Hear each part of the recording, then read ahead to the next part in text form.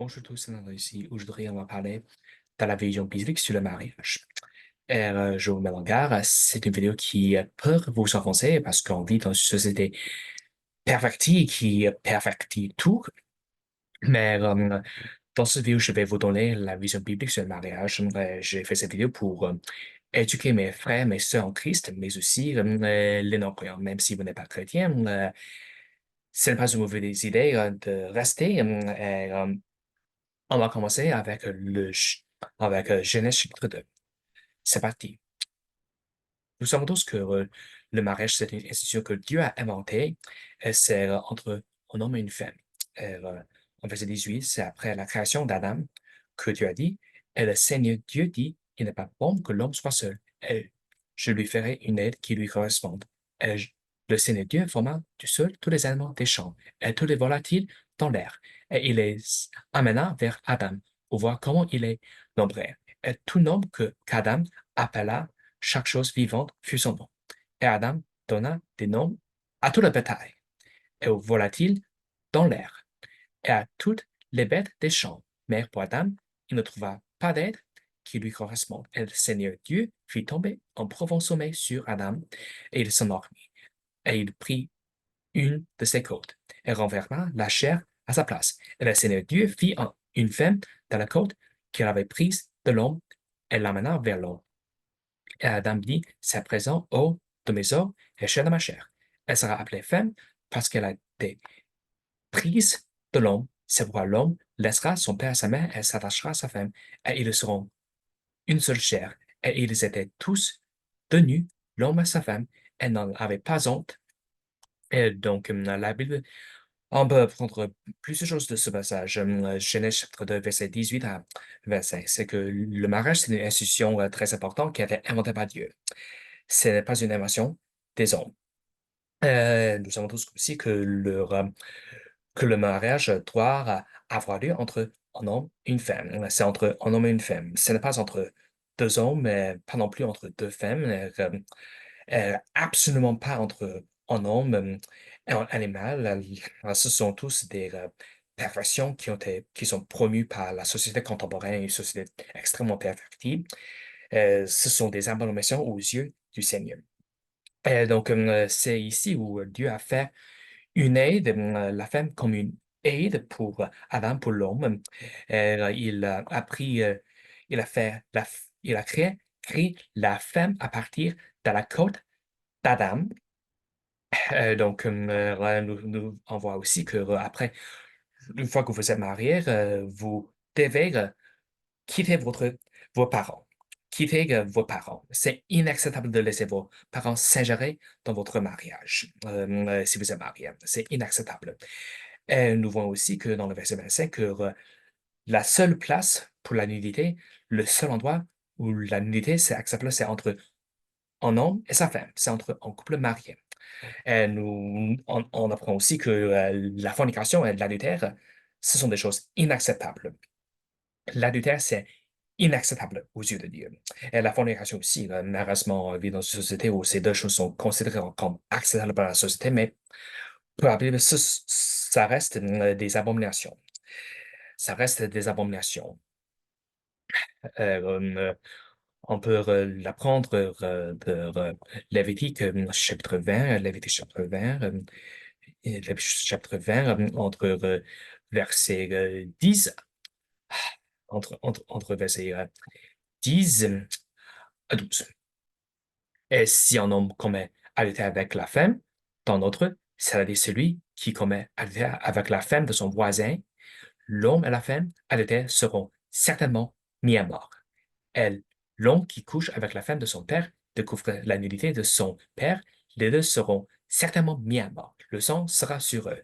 Et si un homme couche avec sa belle-fille, les deux seront certainement mis à mort. Ils ont apporté à la confusion, le sang sera sur eux. On voit aussi que si un homme couche avec un homme, comme on couche avec une femme, les deux ont commis une abomination et seront certainement mis à mort. Le sang sera sur eux. Euh, nous voyons ici dans le verset 15 à 16, si un homme couche avec une bête, il sera certainement mis à mort. Vous tuerez la bête. Si une femme s'approche d'une quelconque bête pour se prostituer à elle, tu tueras la femme et la bête. Elles seront certainement mises à mort. Le sang sera sur elles. Donc, nous voyons ici que,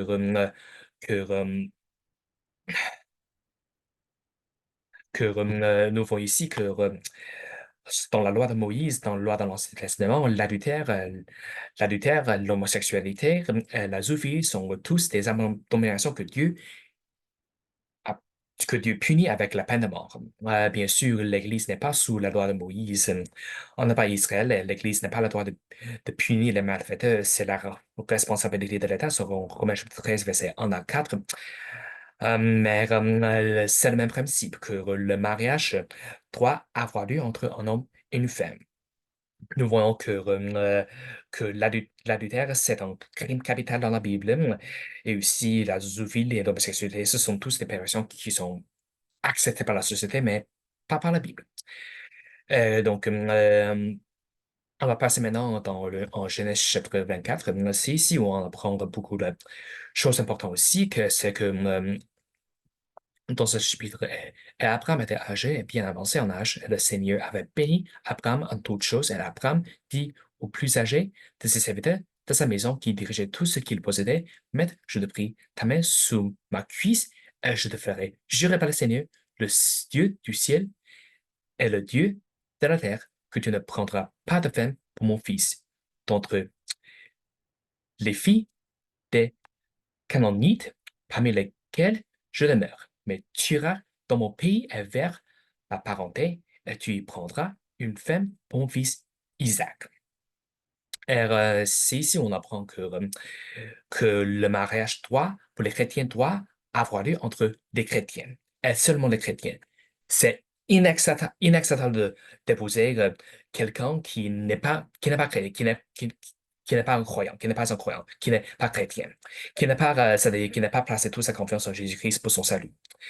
Donc, c'est inacceptable d'épouser en athée. Si vous êtes chrétien, c'est inacceptable d'épouser en athée ou c'est inacceptable d'épouser en musulman, c'est inacceptable d'épouser en bouddhiste ou en hindou ou les hindous.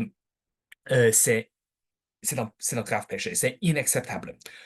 Dans la Bible, Dieu interdit le mariage entre son peuple et les enfants de sa colère.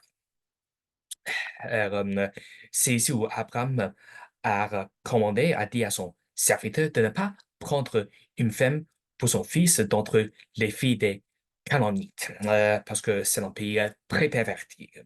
C'est un pays qui m'a lire l'appris. Mais en verset 4, mais tu iras dans mon pays et vers ma parenté, et tu prendras une femme pour mon fils Isaac. On voit ici à quel point c'est important d'épouser quelqu'un qui est chrétien. Si vous êtes chrétien, si vous avez placé toute votre confiance en Jésus pour votre salut, il faut, il faut, il faut n'épouser que les chrétiens. Si vous êtes une femme, il faut absolument pas épouser un homme qui n'a pas placé toute sa confiance en Jésus-Christ.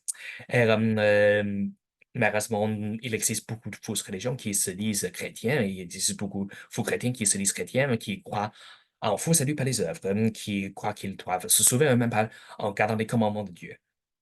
Si une personne qui croit cela n'est pas sauvée, elle n'est pas un chrétien. Et donc, c'est extrêmement important de n'épouser que des chrétiens, qu'un chrétien. Et, le serviteur lui dit, peut-être que la femme ne voudra pas me suivre en ce pays, me voudra-t-il amener ton fils au pays d'où tu es venu? Et Abraham lui dit, garde-toi de ne pas y amener mon fils, et le Seigneur Dieu du ciel, qui m'a pris de la maison de mon père et du pays de ma parenté, et qui m'a parlé et qui m'a juré, disant, je donnerai à ta sémence ce pays, il enverra son ange devant toi, et tu prendras de là une femme pour mon fils. Et si la femme, excuse-moi, en verset 8, et si la femme ne veut pas te suivre, tu seras quitte alors de ce serment. Seulement, n'y amène pas mon fils. Nous voyons ici que le mariage forcé, c'est inacceptable. L'homme et sa femme doivent avoir le choix de dire oui ou non. Euh, on va passer maintenant dans le verset 12. C'est là où le serviteur d'Abraham rencontre Rebecca. Rebecca, le, la femme d'Isaac, la femme qui deviendra plus tard la femme d'Isaac, le fils d'Abraham. Euh, En verset 12. C'est devant le puits d'eau qu'il rencontre Rebecca. Il, le serviteur, dit, Ô Seigneur Dieu de mon maître Abraham, fais-moi, je te prie, réussis aujourd'hui et montre ta bonté envers mon maître Abraham. Voici, je me tiens ici près du puits d'eau, et les filles des hommes de la ville sortent pour puiser de l'eau. Fais donc que la jeune fille, à qui je dirai, baisse ta cruche, je te prie, afin que je boive. Et qui dira, bois, et je donnerai aussi à boire à tes chameaux, qu'elle soit celle que tu as destinée à ton serviteur Isaac. Et par cela, je saurai que tu as montré ta bonté envers mon maître. Et excusez-moi, il arriva avant qu'il achevait de parler que voici, Rebecca sortait. Elle était née à Bethuel, fils de Milca, la femme de Nahor, frère d'Abraham, avec sa cruche sur l'épaule. C'est le pouls. Et la jeune fille était très belle à voir, vierge, et nul homme ne l'avait connue. Et elle descendit au puits, reprit sa cruche et me remonta. Et c'est maintenant dans ce passage que le serviteur d'Abraham prie à Dieu pour qu'il envoie la femme, la femme destinée. Nous voyons aussi que la femme, c'est Rebecca. C'est Rebecca. Mais entre le verset 23 et 28, c'est là où Rebecca emmène le serviteur chez son père, chez son père. Et donc, on peut prendre de ce passage que la femme doit avoir le consentement de son père pour se marier. Est-ce que Rebecca s'enfuit dans la nuit avec lui? Non. Malheureusement, c'est quelque chose qui est promu par la culture pop, y compris les films de Disney, comme La Petite Sirène, par exemple. C'est dans ce film où Ariel, une jeune femme de 16 ans, une jeune fille de 16 ans, s'enfuit dans la nuit avec le prince Harry. Elle finit par l'épouser avec un beau mariage, mais ça, c'est un grave péché. C'est la désobéissance envers son père. Nous voyons ici que dans ce passage que Rebecca ne s'enfuit absolument pas dans la nuit avec le serviteur d'Abraham. Elle l'emmène chez son père pour obtenir son consentement. Verset 23. Et il dit, de qui es-tu fille? Dis-le-moi, je te prie. Y a-t-il dans la maison de nos pères de la place pour nous, pour y loger? Et elle lui dit, je suis fille de Bethuel, le fils de Milca, qu'elle a enfanté à Nahor. Elle lui dit, en plus, nous avons de la paix et du fourrage, et aussi de la place pour y loger. Et l'homme inclina sa tête et adora le Seigneur. Et il dit, béni soit le Seigneur Dieu de mon maître Abraham, qui n'a pas privé mon maître de sa miséricorde et de sa vérité. Moi, étant en chemin, le Seigneur m'a conduit à la maison des frères de mon maître. Et la jeune fille courut et rapporta ces choses à la maison de sa mère. Nous voyons ici que Rebecca ne s'enfuit pas dans la nuit avec le serviteur. Elle retourne, elle rentre chez elle, chez ses parents, chez ses parents. Verset 29. Rebecca avait un frère et son nom était Laban. Et Laban courut dehors vers l'homme près du puits. Et il arriva que quand il vit la boucle dorée et les bracelets aux mains de sa sœur, et qu'il entendit les paroles de Rebecca, sa sœur, disant, l'homme m'a ainsi parlé, il vint vers l'homme, et voici, il se tenait près des chameaux vers le puits. Et il dit, entre béni du Seigneur, pourquoi te tiens-tu dehors? Car j'ai préparé la maison et un endroit pour les chameaux. Et l'homme entra dans la maison et il dérannacha à ses chameaux et donna de la paille et du fourrage aux chameaux et de l'eau pour laver ses pieds et les pieds des hommes qui étaient avec lui. Et c'est maintenant le serviteur d'Abraham séjour, séjourne, passe une nuit chez le père de Rebecca, la future femme d'Isaac.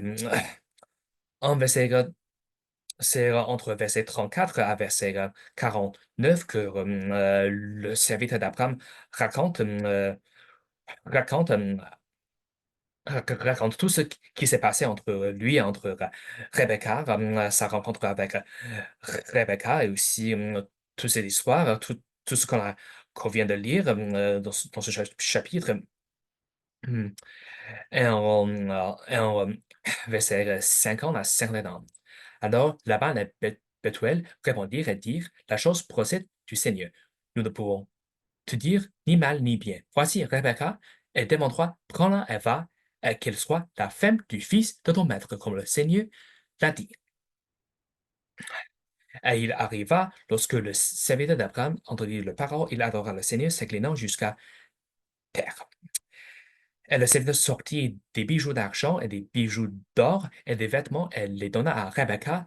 Il donna aussi des choses précieuses à son frère, à sa mère. Alors, il a passé lorsque le serviteur d'Abraham passait la nuit chez le père, chez la famille de Rebecca, on voit ici que euh, l- Laban, le frère de Rebecca et Bethuel, son père, c'est ici où il donne le consentement. Et en verset 51, voici Rebecca est devant toi, prends-la et va, et qu'elle soit la femme du fils de ton maître, comme le Seigneur l'a dit. Dans ce verset, pour Rebecca, son frère, son père ont donné le consentement, l'approbation. Euh, on, on verra à quel point c'est important dans la Bible. Le principe, c'est que avant qu'elle soit mariée, une jeune femme, une jeune fille est sous l'autorité de son père. Comme on verra plus tard dans cette vidéo. Le serviteur d'Abraham donne aussi des bijoux à Rebecca et aussi à son frère, à sa mère. En verset 57 à 58. Euh, Ils dirent, appelons la jeune fille et demandons-lui de sa bouche. Et ils appelèrent Rebecca et lui dirent, veux-tu aller avec cet homme? Et elle dit, j'irai.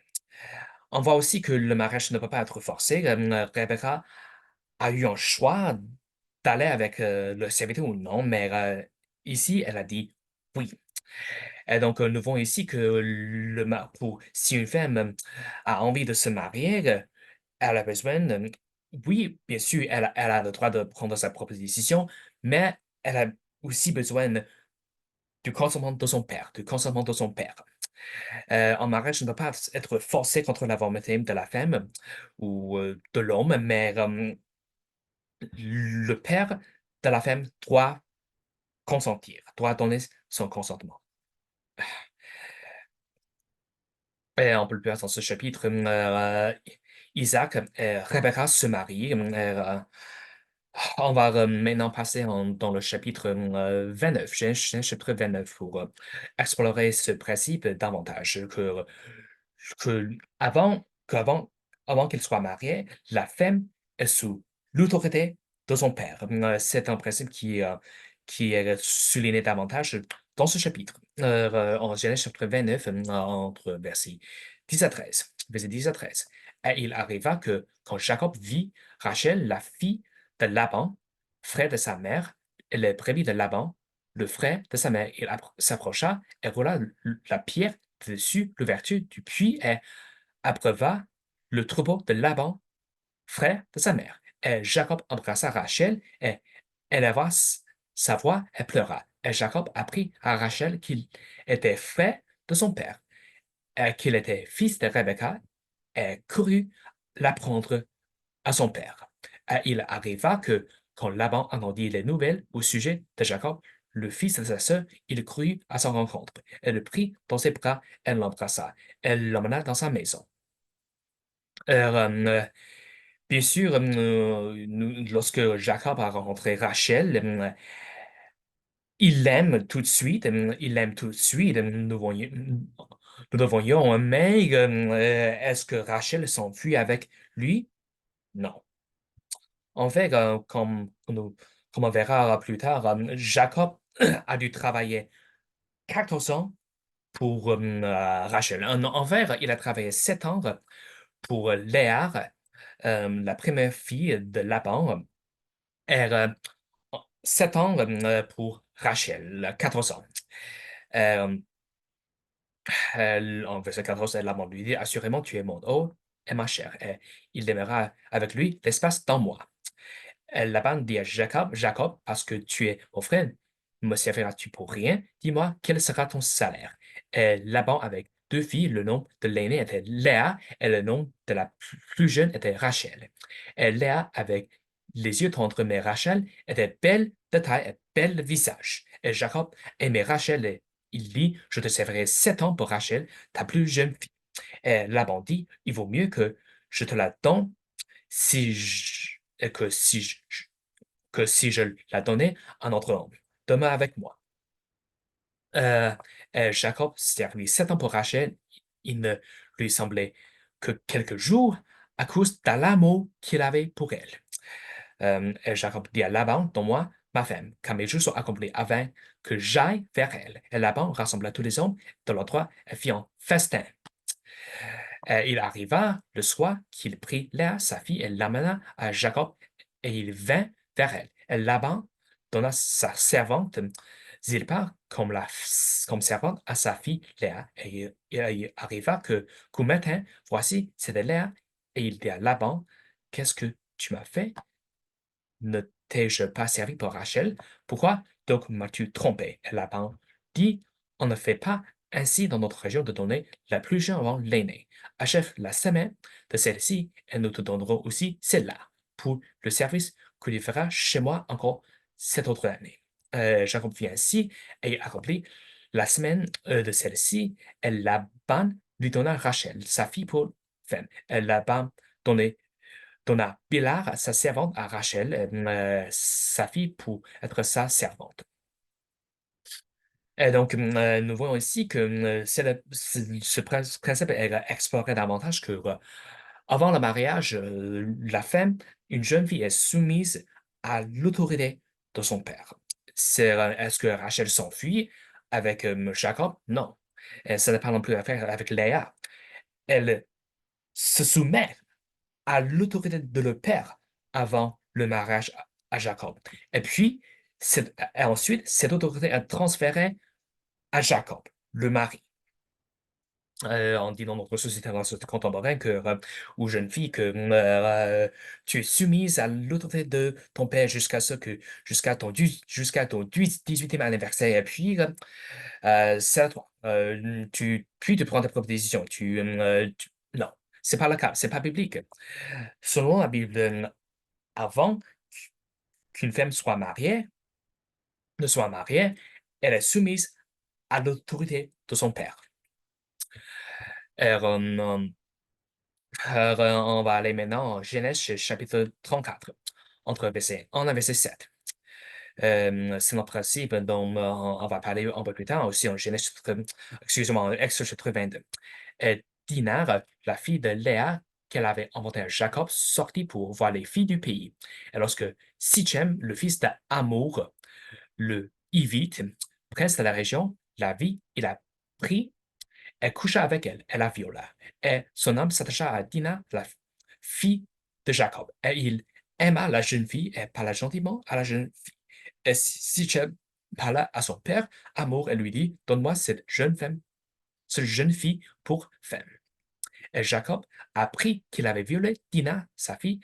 Or, ses fils étaient au champ avec son bétail. Et Jacob se tut jusqu'à ce qu'il revienne. Et Amour, père de Sichem, sortit vers Jacob pour s'entretenir avec lui.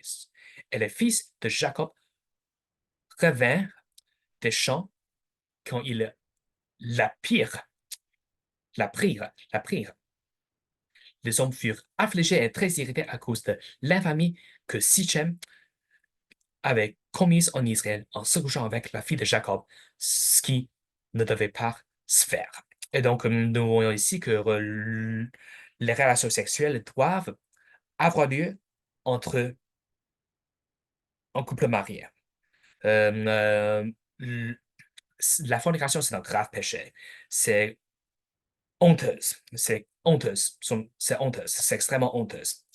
Et lorsque Sichem s'est couché avec Dinar, Jacob et ses fils sont énervés, sont furieux à cause de l'infamie qu'il avait commise en Israël en se couchant avec la fille de Jacob, ce qui ne devait pas se faire.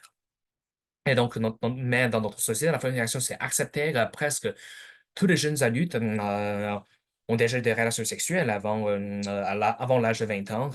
Mais selon la Bible, c'est inacceptable. La seule place pour les relations sexuelles dans la Bible, c'est le mariage. C'est entre un couple marié. Ce n'est pas entre un homme et sa copine et sa blonde, ou entre une femme et son chum et son petit ami, mais non, ça, c'est inacceptable. La seule place pour les relations sexuelles dans la Bible, c'est entre un couple marié. C'est dans un mariage. Et, dans les versets suivants, entre versets 11 à 17, c'est ici où on commence les négociations entre Sichem et entre Jacob et entre ses fils. Et Sichem dit à son père et à ses frères de Dinah que je trouve grâce à vos yeux. Ce que vous me direz, je le donnerai. Demandez-moi tel don et tel présent, et je donnerai selon ce que vous me direz. Mais donnez-moi la jeune fille au fait. Et le fils de Jacob répondit avec ruse à Sichem à mort son père, et dire parce qu'il avait souillé Dina le sœur. Et on voit ici à quel point la fornication c'est grave. Pour les hommes, si vous commettez la fornication, vous souillez la femme. Vous souillez cette femme, la fille. Et ils le dirent, nous ne pouvons pas faire cette chose de donner notre sœur à un homme incirconcis, car ce nous serait un déshonneur. Ce nous serait un déshonneur. Toutefois, nous nous accommoderons, excusez-moi, toutefois, nous accommoderons avec vous en ceci si vous devenez comme nous, en circoncisant tous les mâles parmi vous. Et alors, nous vous donnerons nos filles et nous prendrons vos filles pour nous, et nous demeurerons avec vous, et nous deviendrons un même peuple. Mais si vous ne nous écoutez pas pour être conciles, nous prendrons notre fille et nous nous en rirons. Nous en rirons. Et qu'est-ce qu'on voit ici? On voit les négociations se faire entre Sichem et Jacob et ses fils. Est-ce qu'on voit Dinan dans ces négociations? Non. Et, la condition, c'est que. Quelle est la condition? Lorsque Sichem demande quel d'autre dois-je donner, quel présent dois-je donner, la demande de Jacob et de ses fils, c'est la circoncision de tout son peuple. Sinon, ils vont emmener Dina. Ils vont emmener Dina. Et c'est tout. Et si ici, on voit que le père de la fille a le droit de ne pas donner sa fille en mariage. C'est un principe qu'on va explorer davantage plus tard. Que dans ce chapitre, on voit ici que le père a le droit de ne pas donner sa fille en mariage, même après la fornication. Même après la fornication. Euh, et la condition que donne Jacob et ses fils ici à Sichem, c'est la circoncision pour tout le peuple. La circoncision. La circoncision. Et en verset 15, toutefois, nous nous accommoderons avec vous en ceci si vous devenez comme nous, en circoncisant tous les mâles parmi vous. Alors, nous vous donnerons nos filles, et nous prendrons vos filles pour nous, et nous demeurons avec vous, et nous deviendrons un même peuple. Mais si vous ne nous écoutez pas, pour être concis, nous prendrons notre fille, et nous nous en irons. Et, c'est-à-dire que si Shem refuse cette condition, les frères et le père de Dina vont l'emmener, et c'est tout. Dina n'a pas de choix. Dina n'a pas de choix. Ça veut dire que si une fille a envie d'épouser un homme que son père et ses frères n'approuvent, dont son frère, dont son père, dont ses frères n'approuvent pas, elle n'a pas le droit de le faire. elle n'a pas le droit de le faire. On voit ici à nouveau que la femme est soumise à l'autorité de son père avant qu'elle soit mariée. Et on voit ici que c'est la responsabilité des hommes de protéger les femmes. C'est aussi une perfection qui est promue par la culture pop que les femmes peuvent être des hommes, peuvent devenir des hommes, comme par exemple le Mulan, le film de 1998, extrêmement perverti. C'est dans ce film qu'on voit une jeune femme de 16 ans, Mulan, remplacer son père pour s'engager dans l'armée chinoise pour défendre la patrie. Mais est-ce qu'on voit les femmes aller en guerre avec les hommes, aller en guerre avec les hommes dans la Bible? Non. La guerre, c'est un rôle qui est réservé aux hommes. Et, c'est la responsabilité des hommes de protéger les femmes. C'est un principe qui n'est pas reconnu par la société contemporaine. Allons maintenant en Exode chapitre 22, versets 16 et 17. Si un homme a séduit une vierge qui n'était pas fiancée et a couché avec elle, il faudra qu'il la dote et la prenne pour femme. C'est ce qu'on a vu en Genèse chapitre 34, c'est que on a vu que Sichem s'est couché avec Dinah et puis il a dû donner une dot ou un présent ou Jacob,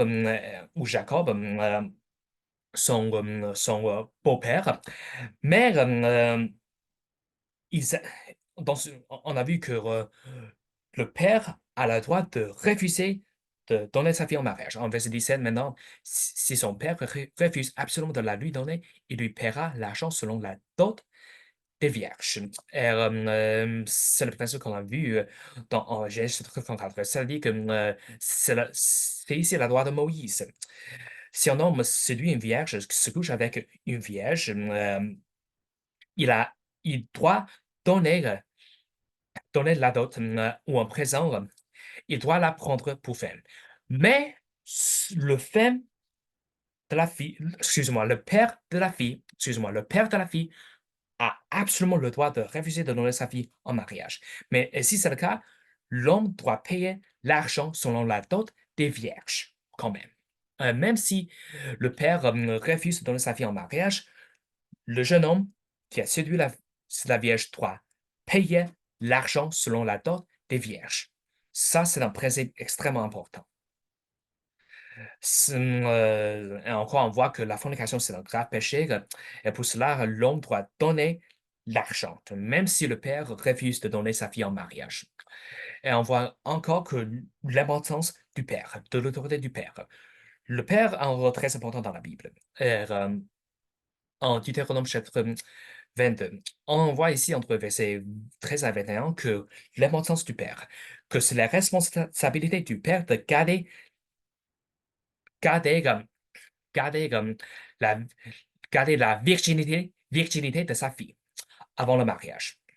En verset 13, si un homme a pris une femme, elle est allée vers elle et qu'il la haïsse et qu'il donne l'occasion de parler d'elle et porte atteinte à sa réputation et dira, j'ai pris cette femme et quand je suis allé vers elle, je ne l'ai pas trouvée vierge. Alors le père et la mère de la jeune fille prendront et produiront les marques de la virginité de la jeune fille aux anciens dans la ville à la porte. Et donc, nous voyons ici que le père a la responsabilité d'assurer la virginité de sa fille avant qu'elle soit mariée. Avant qu'elle soit mariée. Et donc, si un homme, dans ce passage, si un homme prend une femme, l'accuse d'être, l'accuse de la fornication, le père, son beau-père et sa belle-mère doivent prouver sa virginité avec les marques de la virginité de leur fille et, aux anciens de la ville. Le père de la jeune fille dira aux anciens, j'ai donné ma fille à cet homme pour femme et il a et voici, il profite de l'occasion de parler d'elle, disant, je n'ai pas trouvé ta fille vierge et cependant voici les marques de la virginité de ma fille. Le père, c'est au père de la fille de prouver sa virginité, d'assurer sa virginité avant le mariage. Et ils entendront le drap devant les anciens de la ville, et les anciens de cette ville prendront l'homme et le châtiront.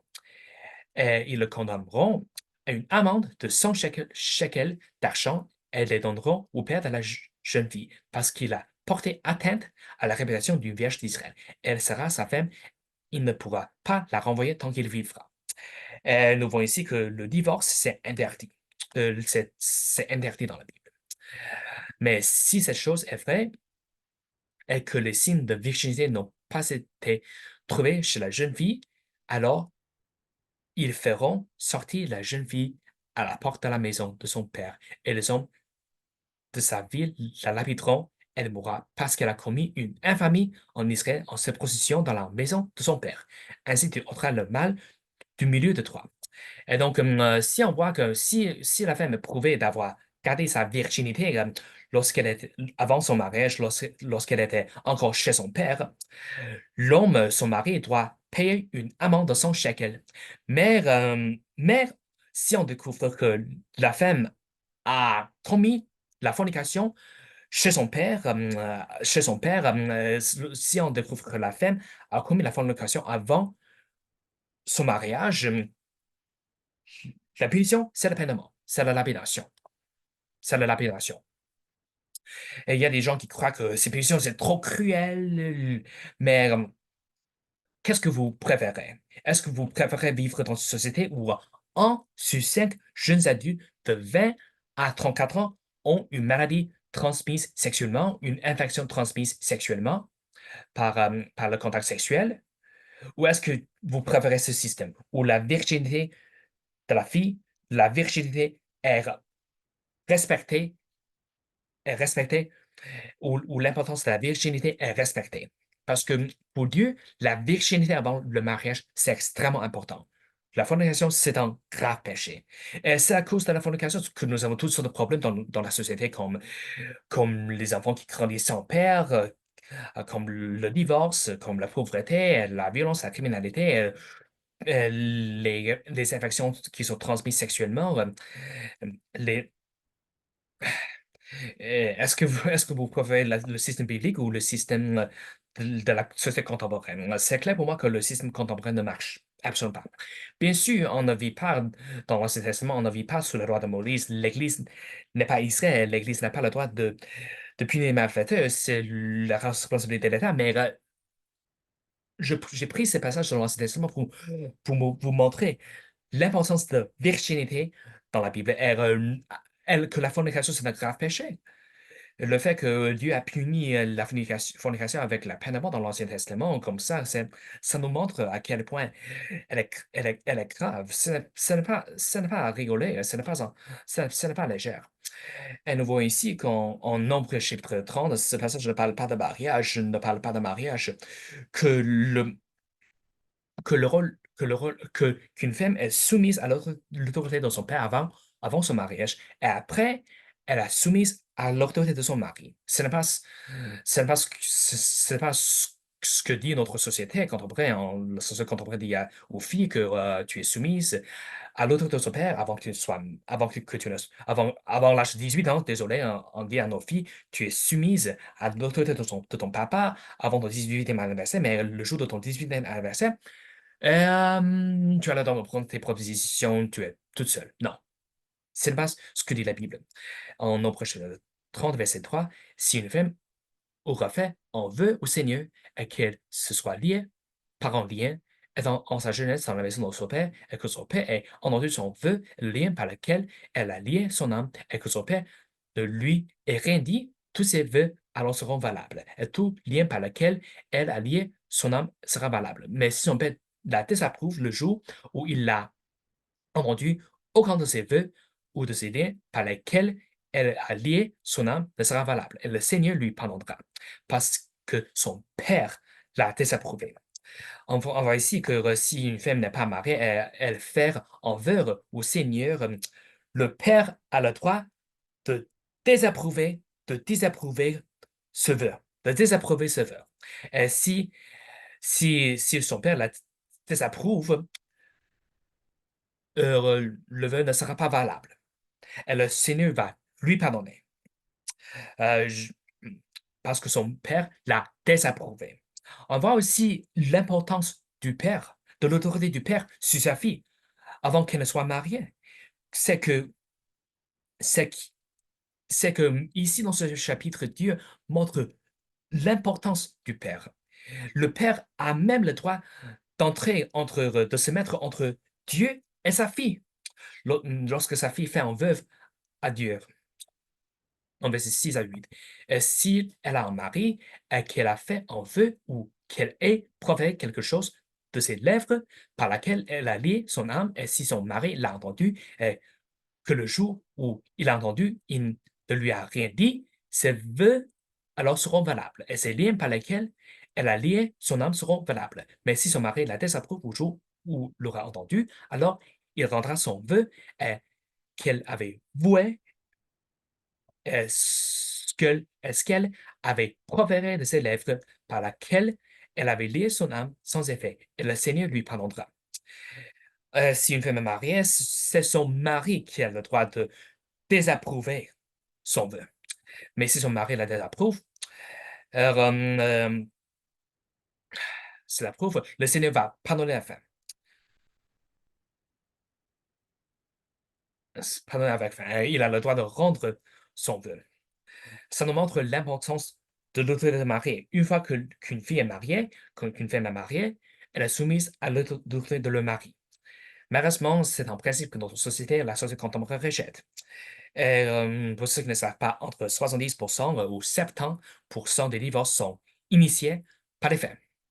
Ça nous montre à quel point les femmes contemporaines n'ont pas de respect pour le mari et pour le père. Dans la plus grande partie des cas, ce sont les femmes qui, qui, que les tribunaux préfèrent lors des divorces. On voit aussi on va maintenant retourner en Deutéronome chapitre 7. C'est ici où la Bible nous rappelle à nouveau l'importance de n'imposer que les croyants, que les chrétiens. Quand le Seigneur ton Dieu t'aura fait entrer dans le pays où tu vas prendre position, ça le fait promise pour Israël, qu'il aura ôté de devant toi beaucoup de nations, les Hétiens, les Purasiens, les Amorites, les Canaanites, les Périsites, et les Hivites et les Jébusites, cette nation plus grande et plus puissante que toi, et que le Seigneur ton Dieu te les aura livrés, et tu les frapperas, et tu ne manqueras pas de les détruire, tu ne traiteras pas alliance avec eux, et tu ne le montreras pas miséricorde, tu ne t'allieras pas par mariage avec eux, tu ne donneras pas tes filles à leurs fils, et tu ne prendras pas de filles pour tes fils, car elles détourneraient ton fils de me suivre pour qu'il serve d'autres dieux, ainsi le courroux du Seigneur s'enflammerait contre vous et te détruirait soudainement. Et donc, dans ce passage, Dieu oblige les enfants d'Israël de ne pas épouser les nations qui les entourent, ces sept nations. Pourquoi? Parce que si vous épousez un non-croyant, si vous épousez quelqu'un qui n'a pas cru en Jésus, qui n'a pas placé toute sa confiance en Jésus, la personne va vous détonner de suivre Dieu pour que vous serviez, pour que vous pour que vous serviez d'autres dieux, pour que vous serviez d'autres dieux. Ça, c'est la vérité. Si vous êtes un non-croyant, votre partenaire qui ne croit pas en Jésus, qui est un non-croyant, il va vous détourner de Dieu, des valeurs bibliques. Il va vous détourner des valeurs bibliques parce qu'il n'a pas le Saint-Esprit. Nous, les chrétiens, nous savons tous que nous sommes tous scellés avec le Saint-Esprit le jour où que nous sommes sauvés. Mais ce n'est pas le pareil avec les non-croyants. Ce n'est pas le pareil avec les non-croyants. Ce n'est pas le pareil avec ceux qui n'ont pas passé la confiance de Jésus. Ils n'ont pas encore, ils n'ont pas le Saint-Esprit. Par contre, ils sont encore dans la chair. Et si vous allez maintenant en Corinthiens chapitre 1, verset 18, en Corinthiens chapitre 1, verset 18, car la prédication de la croix est une folie pour ceux qui périssent, mais à nous qui sommes sauvés, est la puissance de Dieu. Dans le chapitre suivant, en Corinthiens chapitre 2, verset 14 à 16, mais l'homme naturel ne reçoit pas les choses de l'Esprit de Dieu, car elles sont folies pour lui. Il ne peut les connaître non plus parce qu'elles se discernent spirituellement. Mais celui qui est spirituel juge toutes choses, malgré tout, il n'est lui-même jugé de personne. Car qui a connu l'intelligence du Seigneur pour qu'il puisse l'instruire? Mais nous avons l'intelligence de Christ. Nous, les chrétiens, nous avons l'intelligence de Christ. Mais est-ce que c'est le pareil pour les non-croyants, pour les non-chrétiens? Non. Pour les non-chrétiens, ce n'est absolument pas le cas. On a vu un très bon exemple en, excusez-moi, en Roi, chapitre 11. En Roi, chapitre 11. C'est là où Salomon, le fils de David, a abusé des femmes étrangères contre la volonté de Dieu. Mais le roi Salomon aima beaucoup de femmes étrangères, outre la fille de Pharaon, des Moabites, des Ammonites, des Édomites, des Sidoniens et des Hittites, d'entre les nations dont le Seigneur avait dit aux enfants d'Israël, vous n'irez pas vers elles, et elles ne viendront pas vers vous, car certainement elles détourneraient votre cœur pour suivre le Dieu. Salomon s'attacha à elle par amour, et il eut 700 femmes princesses et 300 concubines, et ces femmes détournaient son cœur. Et car il arriva, quand Salomon devint âgé, que ces femmes détournaient son cœur après d'autres dieux. Et ça, c'est ça qui vous arrivera si vous épousez un non-chrétien. Le non-chrétien va détourner votre cœur après d'autres dieux, après d'autres dieux, après d'autres choses. Et ça va surtout affecter vos enfants. Ça va surtout affecter vos enfants. Son cœur ne fut pas parfait avec le Seigneur, son Dieu, comme avait été le cœur de David, son père. Salomon alla après Ashtoreth, la déesse des Sidoniens, et après Milcom, l'abomination des Ammonites, et Salomon fit ce qui est mal à la vue du Seigneur, et il ne suivit pas pleinement le Seigneur comme l'avait fait David, son père. Allons, euh, alors Salomon bâtit en haut lieu à Chemosh l'abomination de Moab sur la colline qui est devant Jérusalem et à Molech l'abomination des amants d'Amon. Il en fit de même pour toutes ces femmes étrangères qui brûlaient de l'encens et sacrifiaient à leur Dieu. Et le Seigneur se courrouça contre Salomon parce que son cœur s'était détourné du Seigneur, Dieu d'Israël, qui lui était apparu 2 fois. Elle lui avait commandé concernant cette chose qu'il ne devait pas aller après d'autres dieux. Mais il ne garda pas ce que le Seigneur lui avait commandé. C'est pourquoi le Seigneur dit à Salomon, puisque tu as fait ainsi, et que tu n'as pas gardé mon alliance et mes statuts que je t'avais commandés, je déchirerai certainement le royaume pour te le retirer et je le donnerai à ton serviteur. On voit la séparation, la division d'Israël en 2 pays, 2 chapitres plus tard, en Roi chapitre 13, sous le fils de Salomon. Mais ça nous montre à quel point c'est grave, c'est un grave péché de déposer un non-chrétien, parce qu'un non-chrétien va détourner votre cœur de Dieu. Un non-chrétien va vous pousser de suivre d'autres dieux, de suivre d'autres religions, de suivre d'autres valeurs. Ça va causer des compromis, ça va affaiblir votre relation avec Christ, comme cela a fait pour Salomon. Et n'oubliez pas que Salomon, c'est l'homme le plus sage qui a jamais vécu. Mais c'est ça qui lui est arrivé lorsqu'il a épousé des femmes, des, des femmes étrangères, des femmes des autres nations. C'est ce que Dieu a interdit aux enfants d'Israël. C'est ce que Dieu a interdit aux enfants d'Israël.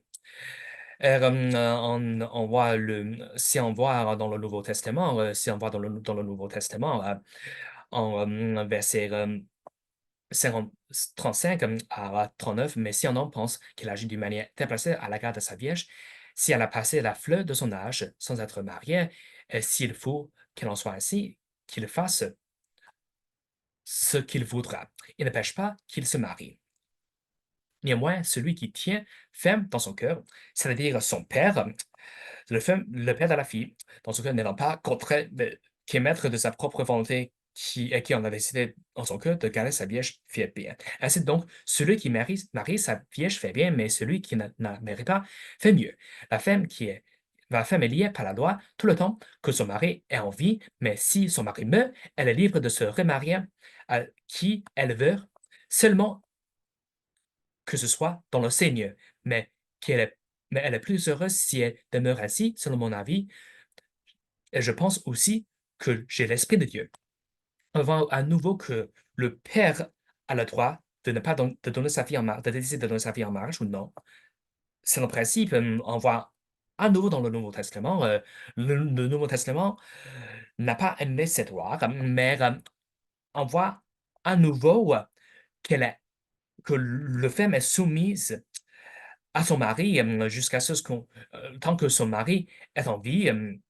Mais après la mort de son mari, elle est libre de se remarier, mais ça doit être dans le Seigneur, ça doit être en chrétien, ça doit être en chrétien, dans le Seigneur, en chrétien. C'est un grave péché d'épouser quelqu'un qui n'est pas chrétien. Mais vous posez la question, si je suis déjà marié en non chrétien, qu'est-ce que je dois faire? Est-ce que je peux me séparer de lui, me divorcer? La réponse est non.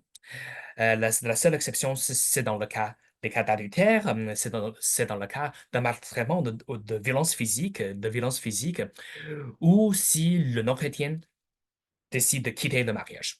En verset 12, la femme qui est en mari non-croyant, qu'il consente à demeurer avec elle, qu'elle ne le quitte pas. C'est-à-dire que si vous avez, si une femme, si pour les femmes, si vous avez un mari qui n'est pas chrétien, il ne faut pas le quitter s'il est content de vivre avec vous.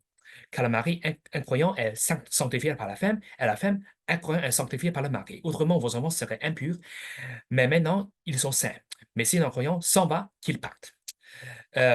Si vous êtes marié en non-chrétien, le non-chrétien, votre époux, ou votre mari ou votre femme décide de partir, décide de quitter le mariage, laissez-le, laissez-la, lâchez-le, lâchez-la. Un frère ou une sœur ne sont pas assujettis en pareil cas, mais Dieu vous appelle à la paix. Car que sais-tu, ou femme, si tu ne souffres pas ton mari, ou comment sais-tu, au mari, si tu souffras ta femme ou non? Mais que chacun marche selon ce que Dieu lui a attribué, selon que le Seigneur l'a appelé. C'est ainsi que je l'entends dans toutes les églises. Et nous voyons que si vous êtes déjà marié à un non-chrétien, il ne faut pas le quitter, il ne faut pas la quitter. Restez là, restez avec lui, restez avec elle. Mais si votre femme non-chrétienne ou votre mari non-chrétien décide de partir, laissez-le, laissez-la. Dans ce cas-là, vous n'avez pas besoin de le garder. Et vous avez le droit aussi de divorce dans le cas de violence physique. S'il est violent physiquement envers vous, s'il commet de l'adultère, s'il n'est pas fidèle. Et, maintenant, on va passer maintenant en 2 Corinthiens, chapitre 6, où la Bible nous rappelle à nouveau de ne pas épouser les non-chrétiens. N'êtes pas son joug inégal avec les incroyants. Car quelle association y a-t-il entre droiture et iniquité, et quelle communication à la lumière avec les ténèbres, et quel accord entre Christ et Bélial, ou quelle part à la non-croyant avec l'infidèle, et quel accord entre le temple de Dieu avec les idoles? Car vous êtes le temple de Dieu vivant, comme Dieu a dit, je demeurerai en eux, et je marcherai en eux, je serai le Dieu, et ils seront mon peuple. C'est pourquoi vous sortez du milieu d'eux, et soyez séparés, dit le Seigneur, et ne touchez pas à ce qui est impur, et je vous réserverai. Je vous serai en père, et vous serez mes fils et mes filles, dit le Seigneur Tout-Puissant. Et donc, à nouveau, ne- il ne faut absolument pas épouser les non-chrétiens. Si vous êtes déjà dans une relation amoureuse avec un non-chrétien, il faut vous séparer de lui. Il faut vous séparer d'elle. Mais si vous n'êtes pas encore marié, si vous êtes dans une relation amoureuse, si vous êtes dans une relation romantique avec un non-chrétien, il faut absolument vous séparer. Pas de question. C'est, si vous n'avez pas envie de vous marier, de déposer un non-chrétien, il ne faut pas sortir avec un non-chrétien. Il ne faut pas entrer dans une relation romantique avec un non-chrétien.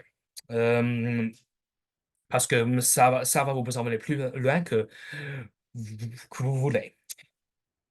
La Bible nous donne les rôles des femmes et des maris en Éphésiens chapitre 5, verset 22. Femmes, soumettez-vous à vos propres maris comme au Seigneur, parce que le mari est la tête de la femme. Le mari est la tête de la femme, c'est-à-dire comme Christ est la tête de l'Église et qu'il est le sauveur du corps. C'est pourquoi, comme l'Église est soumise à Christ, ainsi que les femmes le soient aussi à leur propre mari en toutes choses. Marie, aimez vos femmes, c'est-à-dire comme Christ aussi a aimé l'Église et s'est donné lui-même pour elle. Et donc, le mari est la tête du couple. Elle la tête de la femme. Elle la tête du couple. Elle la tête du couple. C'est celui qui est le chef de la famille. Le mari, le père, c'est lui qui est le chef de la famille. C'est lui qui est en charge de sa femme, qui est aussi en charge de ses enfants. Jusqu'à ce que ses enfants, ses fils aient 20 ans. Ça, c'est l'âge adulte dans la Bible, selon Nombre chapitre 1. Euh, mais le mari doit aimer sa femme, doit bien traiter sa femme. Nous savons tous que la maltraitance, que ce soit verbale ou, le physique, ou la violence physique, c'est inacceptable. C'est inacceptable. Marie aimait vos femmes, ça dit comme Christ a aussi à aimer l'Église et c'est dans lui-même pour elle. Et nous voyons ici ce qui est la volontaire, c'est la volontaire, c'est la volonté de Dieu pour les femmes. En 1 Timothée chapitre 5, verset 14, je veux donc que les plus jeunes femmes se marient, portent des enfants, qu'elles quittent leur maison et ne donnent aucune adversaire, aucune occasion à l'adversaire de se médire. Car déjà quelques-unes se sont détournées pour suivre Satan. Les jeunes femmes, le rôle, c'est de se marier. Si vous avez 20 ans, si vous avez la vingtaine, la volonté de Dieu pour les femmes, c'est le mariage. C'est de rester à la maison, c'est d'avoir d'enfants, c'est de guider la maison. Ce n'est pas d'aller travailler, ce n'est pas d'aller s'engager dans l'armée, vous engager dans l'armée. Ce n'est pas faire la compétition avec les hommes. Ce sont des perversions que le monde promeut, que la société promeut, mais ce n'est pas la volonté biblique. Le rôle pour les femmes, selon la Bible, c'est dans la maison. En, en Timothée chapitre 2, en Timothée chapitre 2, ça nous montre entre versets 9 à 11 que pareillement les femmes portent des vêtements décents avec pudeur et sobriété, n'ont pas tresse de cheveux, ni d'or, ni de perles, ni d'habillement somptueux, mais des bonnes, mais des bonnes œuvres comme il convient à des femmes qui font profession de piété, que la femme apprenne en silence avec une entière soumission, mais je ne permets pas à la femme d'enseigner ni d'usurper l'autorité sur l'homme, son mari, mais elle doit demeurer dans le silence. C'est-à-dire qu'à nouveau, les femmes sont soumises à l'autorité de leur mari. C'est inacceptable d'usurper son autorité. Malheureusement, on vit dans une société très pervertie où environ 70% ou 70% des divorces, 7 sur 10 divorces sont initiés à cause de la femme. Ce sont les tribunaux, les autorités qui préfèrent les femmes dans la plupart des cas de divorce. Ce sont les femmes qui reçoivent les enfants, qui gardent les enfants. C'est extrêmement perverti. Ça le prive d'un père dans leur vie. Ce n'est pas un bon exemple de mettre en place pour nos enfants, surtout pas pour nos fils et surtout pas pour nos filles. Et, encore en Pierre chapitre 3, verset 1, de même, vous femmes, soyez soumises à vos propres maris, afin que s'il y en a qui n'obéissent pas à la parole, ils puissent être gagnés sans la parole par la conduite de la femme. Et donc, si vous êtes des femmes, ce n'est pas votre rôle de prêcher aux hommes. Ce n'est pas votre rôle de prêcher aux hommes, de prêcher aux hommes.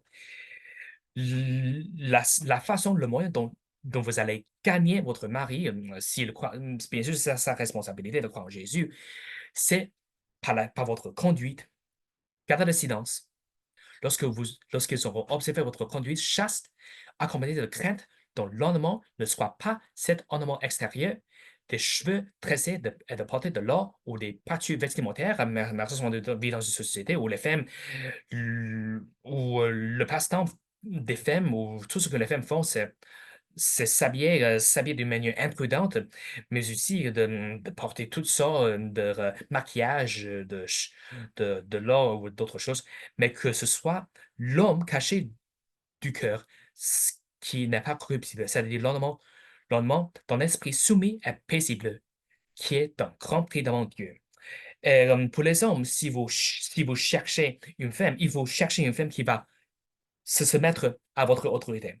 Il ne faut absolument pas épouser une femme qui est féministe, qui est rebelle envers son père. Euh, si pour les jeunes hommes qui recherchent un mari, voici mon astuce pour vous.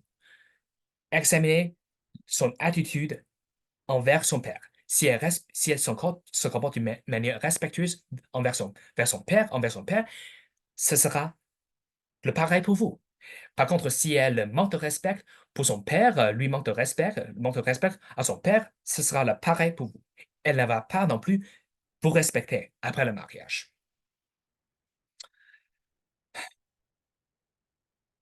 Et en verset 7 de même, vous, Marie, demeurez avec elle en toute connaissance, rendant honneur à la femme comme à l'être plus faible comme étant héritiers ensemble de la grâce de la vie, afin que vos prières ne soient pas empêchées.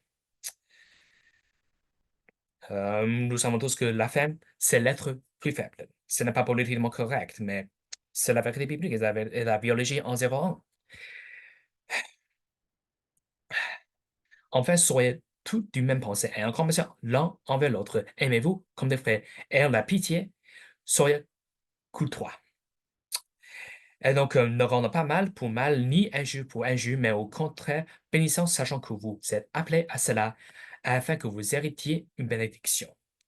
Et si vous voulez avoir un mariage qui réussit, la parole, c'est nécessaire. Il faut absolument que vous soyez patient, que vous soyez compatissant, que vous soyez prêt à pardonner, parce que nous sommes tous pécheurs, nous sommes toutes personnes imparfaites, nous allons tous commettre des bêtises, nous en commettons tous des bêtises. Il faut qu'on soit là